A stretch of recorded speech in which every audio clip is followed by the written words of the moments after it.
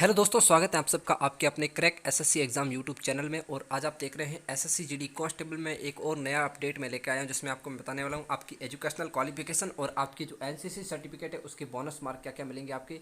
क्या आपके जो है एनसीसी के कोई फ़ायदे हैं या फिर नहीं है, नहीं है तो क्यों एनसीसी सर्टिफिकेट हमने बनवाया, या सर एनसीसी के कितने नंबर किस सर्टिफिकेट के मिलेंगे, या फिर कब मिलेंगे, हमें रिजल्ट टाइम मिलेंगे, रिजल्ट के बाद में मिलेंगे, ये सभी बातें हम करेंगे। लेकिन दोस्तों आगे बढ़ने से पहले आपको एक सूचना देना चाहता हूँ कि आप लोग एसएससी जीडी में एज इलेक्शन को लेकर परेशान हो रहे हैं कि एज इलेक्शन किसको कितनी मिलेगी, किसको क्या मिलेगी, किसको नहीं मिलेगी। तो इसको लेकर अपडेट है कि एज इलेक्शन को लेकर के मैंने एक वीडियो बना दिया, जिसकी लिंक डिस्क्रिप्शन बॉक्स में दी गई है। कब दी गई? डिस्क्रिप्शन बॉक्स में लिंक दी गई। एज इलेक्शन किस कैटेगरी को कितना मिलेगा और कब से काउंट होगी एज और कब तक मानी जाएगी, कौन से सन तक की एज है तो आप फॉर्म भर सकते हैं, कौन सी कैटेगरी में कितनी एज इलेक्शन मिलेगी, तो सबकी ST SC OBC EWS general सबको कितनी मिलेगी कितनी नहीं मिलेगी, ये मैंने डिस्कस कर दिया है पिछली वीडियो में। तो आप लोग जाकर के प्लीज़ उस वीडियो को देख लीजिए, ताकि आप लोगों को एज इलेक्शन के जितने भी आपके डाउट हैं वो सब क्लियर हो जाएं। तो मैं एज इलेक्शन को लेकर वीडियो बना चुका हूं, तो आप लोगों ने अभी तक नहीं देखा है तो वीडियो को देखिए, शेयर कीजिए, लाइक कीजिए। और एक और सूचना दोस्तों, इसके साथ ही वीडियो को स्टार्ट करते हैं। ये सूचना है कि आपकी ये भी डिस्कस रहते हैं कि सर हमारी फोर्स वाइज कट ऑफ इस बार जो तैयारी कर रहे हैं एसएससी जीडी की जो तैयारी कर रहे हैं, उनको ये डाउट है कि सर हम इस फोर्स में आएंगे या नहीं आएंगे। हमारी पसंदीदा फोर्स तो सीआईएसएफ थी, हमारे नंबर इतने आ रहे हैं तो क्या हमें सीआईएसएफ मिल पाएगी, या फिर हम 2023 की तैयारी करें ताकि हम लोग सीआईएसएफ काउंट कर पाएँ। तो दोस्तों आपको बता देता हूँ कि मैंने फोर्स वाइज कट ऑफ का वीडियो भी बना दिया है, जिसकी लिंक डिस्क्रिप्शन बॉक्स में दी गई है। आप लोग SSF, CISF, BSF, ITBP, Assam rifle और एसएसएफ और एसएसबी की cut off detail category wise जान सकते हैं इस वीडियो के अंदर जाकर के। तो डिस्क्रिप्शन बॉक्स में जल्दी जाइए, देखिए, लाइक कीजिए, शेयर कीजिए, सब्सक्राइब कीजिए। तो चलिए वीडियो पे स्टार्ट करते हैं। हम लोग बात कर रहे हैं एसएससी जीडी में जो आपकी योग्यता में हुआ बड़ा बदलाव। एक तो आपकी योग्यता में थोड़ा चेंज हुआ है, एसएससी जीडी 2023 के नियम अभी जारी हुए, जिसमें एसएससी जीडी में योग्यता में थोड़ा चेंज हुआ है। आपको बोनस क्या मिलेगा उसमें चेंज हुआ है। इसके अलावा आपकी जो कट ऑफ क्या रहेगी वो देखिए, कट ऑफ आपकी जो रहेगी उसको लेकर भी हम डिस्कस करेंगे कि आप लोगों की जो कट ऑफ है वो क्या रहेगी। ठीक है दोस्तों। और आवेदन की बात करें तो आवेदन को लेकर के ऑनलाइन आवेदन कब होगा उसकी भी एक डेट जारी हो चुकी है। और इसके अलावा आपके एनसीसी सर्टिफिकेट ए होता है, एक आपका बी होता है, एक होता है सी। इस पर हम डिटेल से चर्चा करेंगे दोस्तों। तो आइए पहले हम डिटेल पे चर्चा करेंगे एजुकेशनल क्वालिफिकेशन पर, और फिर हम बात करेंगे किस पे, आपके एनसीसी सर्टिफिकेट पर। तो चलिए मैं आगे बढ़ता हूँ दोस्तों। तो दोस्त आप यहाँ पर देख रहे हैं एजुकेशनल क्वालिफिकेशन को लेकर के। तो यहाँ भी मैं थोड़ी सी डिस्कस करता हूँ डिटेल में। देखिए दोस्तों, पहली बात तो आपको किसी भी बोर्ड से 10th पास होना चाहिए। ये पिछली बार भी था, इस बार भी है, इसमें कोई बड़ा चेंज नहीं हुआ है। लेकिन 10th पास के साथ ये भी लिखा हुआ है, candidate must have passed matriculation और 10th class examination from a recognize board और यूनिवर्सिटी। यानी कि आप किसी भी बोर्ड या किसी भी राज्य की स्टेट बोर्ड या किसी भी यूनिवर्सिटी से 10th पास होने चाहिए। कितने? मैट्रिकुलेशन, या फिर आप कहीं आपके स्टेट में मैट्रिक करें तो मैट्रिक या 10th एक ही है। अगली बात है कि candidate who have not acquired in the essential educational qualification as on the stipulated date will not be eligible to need to apply. ये बात दोस्तों नहीं है आपके लिए। क्या नहीं है? देखिए, आप लोग 10th पास कर रहे हैं, आप लोग सोच रहे हैं कि हम 10th में हैं और फॉर्म भर दें। तो दोस्तों आपको बता दूं, 10 दिसंबर तक अगर आपका रिजल्ट नहीं आ रहा है, 10 दिसंबर तक आपका 10th का रिजल्ट नहीं आ रहा है, तो आप लोग फॉर्म नहीं भर पाएंगे। ये स्पष्ट लिखा है, फॉर्म भर सकते हैं लेकिन एग्जाम में क्वालिफाई होने के बाद भी आपको बाहर कर दिया जाएगा। तो वो बात है कि 10 दिसंबर से पहले का आपका 10th का जो रिजल्ट है वो आना हुआ होना चाहिए। क्या होना चाहिए? आपका 10th का रिजल्ट जो है वो 10 दिसंबर से पहले का होना चाहिए, नहीं तो आप लोग कैपेबल नहीं है। आप लोगों को इनकरेक्टली आपको रिजेक्ट किया जाएगा। ठीक है, इनडायरेक्टली आपको रिजेक्ट किया जाएगा अगर आपके 10th का रिजल्ट जो है 10 दिसंबर से पहले का नहीं है। तो अगर बात करें हम आगे की कि सर हमारे 10 दिसंबर से पहले का रिजल्ट है, तो देखिए आप लोग आराम से फॉर्म भर सकते हैं।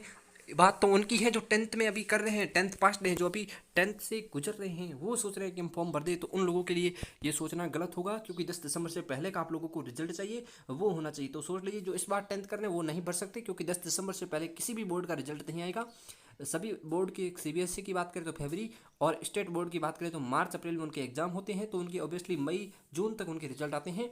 तो वो लोग इसमें कैपेबल नहीं है। जो इस बार 2022-23 में 10th कर रहे हैं वो लोग इसके लिए कैपेबल नहीं है। ठीक है दोस्तों, अगली बात करते हैं हम किसकी। एक और पॉइंट लिखा है एज, तो यहाँ पे लिखा है as per ministry of human resource development notification dated 10/6/2015 published at the Gazette of India, all the degrees, diplomas, certificate awarded through the open distance learning mode of education by university established। तो इसका मतलब दोस्तों यही है कि ये 10th पास वाला ही है, इसमें आपको कोई ज़्यादा उलझना नहीं है। ये आपके बड़ा नोटिस आया है तो आप लोग ने समझे कि ये है 2015 के जो नियमों में संशोधन हुआ था एजुकेशनल नियमों में, उसके अनुसार आपको 10th पास होनी चाहिए। उसका मतलब यही है कि आप साधारण तरीके से इस बार जैसे 10th पास हुई है, यानी कि बाई ग्रेस नहीं हो और कोई किसी प्रकार का आपका बैक नहीं आया हो, तो आप लोग क्या है, पास हो जाएंगे, इसके लिए क्वालिफाई है, ठीक है। यही बात है इसकी मीन्स, यही आपको हिंदी में यही समझाता हूँ मैं। अगली बात देखते हैं कि all the candidate who are called for document verification will be required to produce, will be required to produce, क्या कह रहा है यहाँ पे, ध्यान से देखना इस चीज़ को कि आल द कैंडिडेट, वो सभी candidate who are called for document, जिनको डॉक्यूमेंट वेरिफिकेशन यानी कि फाइनल सिलेक्शन के बाद डॉक्यूमेंट वेरिफिकेशन के लिए बुलाया जाता है, will be required to produce the relevant certificate such as marksheet, provisional certificate और for competition of matriculation in original as proof of having acquired. यानी कि यही है जो कि आपको जब इसके लिए बुलाया जाएगा, कब, जब आपको एग्ज़ाम होने के बाद आपके जब मेडिकल होगा उस टाइम आपके क्या होगा, डीवी होगी, क्या होगी आपकी, डीवी होगी। आपकी डीवी में आपको क्या करना होगा, आपकी एक तो आपको मार्कशीट ले जानी पड़ेगी 10th की मार्कशीट, जिसमें वो देखेंगे कि उससे पहले की है या नहीं है। पहली बात तो आपको मार्कशीट, दूसरी बात आपका जो मेट्रिकुलेशन होता है उसके बाद जो क्या लिखा है, मार्कशीट एंड प्रोविजनल सर्टिफिकेट, जो आपका प्रोविजनल सर्टिफिकेट है कि हमने इससे यहाँ से पास की है या नहीं की है, तो प्रोविजनल सर्टिफिकेट भी होना चाहिए आप लोगों के पास। ये दो चीज़ें होनी चाहिए कब, जब आप लोग डॉक्यूमेंट वेरिफिकेशन के लिए जाते हैं, तब ये दो चीज़ें आपके लिए ज़रूरी हैं। प्रोविजनल सर्टिफिकेट के साथ मार्कशीट होनी चाहिए। Result the qualifying examination was declared on the before the cut off date and has been declared passed, जिस दिन आपकी फाइनल कट ऑफ आएगी उससे पहले आपको ये चीज़ें देनी पड़ेगी। कट ऑफ से पहले आप लोगों को ये डॉक्यूमेंट है जो आपको जमा करवाने पड़ेंगे। कब, डॉक्यूमेंट वेरिफिकेशन के समय आप लोगों को ये डॉक्यूमेंट लगेंगे। फाइनल की कट ऑफ आने से पहले मेडिकल के टाइम जमा होंगे और मेडिकल के बाद फाइनल कट ऑफ आएंगे, उस समय ये जमा होने चाहिए। अगली देखिए, अगली चीज़ हम बात करें किसकी, अगली चीज़ कहती है it is registered retired that the result of requisites educational qualification must have been declared by the board institute university, they specified that a mere processing of the result by the board university institute the cutoff that do not fulfill the requirement. यानी कि इसमें यही कहा गया है कि अगर आप लोग 10 दिसंबर से पहले नहीं करते हैं तो आप लोग अपना रिजल्ट ये ना भरें कि हम 10th पास हैं। 10th पास आपको लिखना पड़ेगा, जब आप फॉर्म भरेंगे तब आपको लिखना पड़ेगा कि 10th पास है, 12th पास है, तो वो आप लोगों को उस समय नहीं लिखना। अगर आप 10th पास नहीं है तो आप 10th पास क्यों लिख रहे हैं, आप एसएससी की तरफ से 3 साल के लिए रिजेक्ट हो जाएंगे। यानी कि आप 12th करने के बाद भी इसका एग्जाम नहीं दे पाएंगे, क्योंकि आप अगर झूठी जानकारी देते हैं तो एसएससी किसी भी स्टूडेंट को झूठी जानकारी देने पर क्या करती हैं, 3 साल के लिए क्या करती हैं, रिजेक्ट करते हैं, 3 ईयर के लिए रिजेक्ट कर देती है किसी भी स्टूडेंट को। तो दोस्तों ये थी एजुकेशनल क्वालिफिकेशन। एक और सूचना है एजुकेशनल को लेकर कि अगर आप लोग 12th पास हैं या आप लोग बीए कर रहे हैं, बीए कंप्लीट कर चुके हैं, ग्रेजुएशन कंप्लीट कर चुके हैं, तो आपको क्या लिखना है, सिर्फ और सिर्फ 10th ही लिखना है। हो सके तो आप 12th लिख देना, इससे ज़्यादा मत लिखना, नहीं तो आपके पूरे बीए तक के डॉक्यूमेंट क्या होंगे, वहाँ जमा करवाने होंगे। कोई प्रॉब्लम आई तो आपको बाहर भी निकाल सकते हैं, या फिर बीए तक के डॉक्यूमेंट आपको 3 साल तक एसएससी के सीआरपीएफ हेडक्वार्टर के तहत जमा रखनी पड़ेंगी। 3 साल तक आप लोग नहीं ले सकते उनको। तो आप लोग अपनी ज़्यादा से ज़्यादा एजुकेशनल क्वालिटी 10th या इससे ज़्यादा आप दर्शाना चाहते हैं तो 12th दर्शाएं, इससे ज़्यादा न दर्शाएं, ये न दर्शाएं, बीए वाली न दर्शाएं। अब हम बात करते हैं एनसीसी। देखिए, initiative to NCC certificate holders, यानी कि उनके लिए प्रावधान जो एनसीसी सर्टिफिकेट लेके इंतजार कर रहे हैं कि कब आए भर्ती और कब हम अपना लाभ उठाएं। तो फॉलोइंग स्केल ग्रांटेड, यानी कि उनको ये लाभ दिया गया है। देखिए क्या लाभ है इनको, हम चर्चा करते हैं डिटेल में इस पर भी। तो चलो दोस्तों हम डिस्कस चर्चा कर लेते हैं इस पर, एनसीसी सर्टिफिकेट पे। देखिए अगर आपके पास सी सर्टिफिकेट है, देखिए दोस्तों यहाँ पेपर आता है अपना, कितना आता है, 100 नंबर का आता है। कितना का आता है, 100 नंबर का आता है। यहाँ क्या कहा गया मैं आपको डिटेल में समझा देता हूँ, इस पर आप मत जाइए। आप मेरी इस डैशबोर्ड पे जो मैं दिखा रहा हूँ आपको वो देखिए। आप लोग डैशबोर्ड पे जो मैंने दिखाया है ना आपको वो देखिए, आप लोग देखिए। देखिए ये आपके क्या आता है सर्टिफिकेट, ये आपका 100 नंबर का पेपर है। ये आपके एनसीसी, ये आपकी क्या है एनसीसी, ये आपका कौन सा सर्टिफिकेट है, तो ये दोस्तों आपका कौन सा है, ये आपका ए सर्टिफिकेट है। ठीक है, एक मिनट दोस्तों, एक मिनट मैं इसको थोड़ा रिमूव करता हूँ। ए, ये आपका बी एंड ये आपका सी सर्टिफिकेट है। ठीक है, ये आपका सी सर्टिफिकेट है। अब हम बात करते हैं दोस्तों किसकी, अब हम बात करें इनके मार्क्स की। तो अगर आपका ए सर्टिफिकेट है तो आपको आपको कितना मिलेगा, आपको 2% मिलेगा। 100 का 2% आप समझते हैं इतना, तो 100 का 2% 2 नंबर होगा।